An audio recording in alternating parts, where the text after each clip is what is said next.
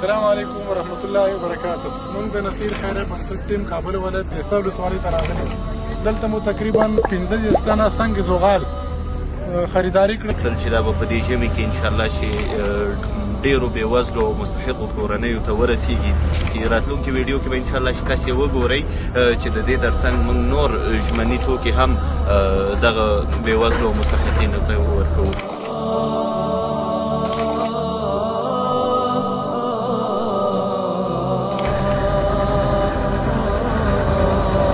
السلام علیکم ورحمت الله وبرکاته.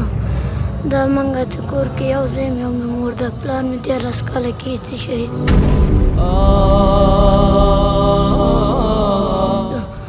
او د ژمي کې هم خاص چې نه لرلو د کومک را سره وکړه. الله تعالی د خیر ورکړي چې موږ سره کومک وکړه.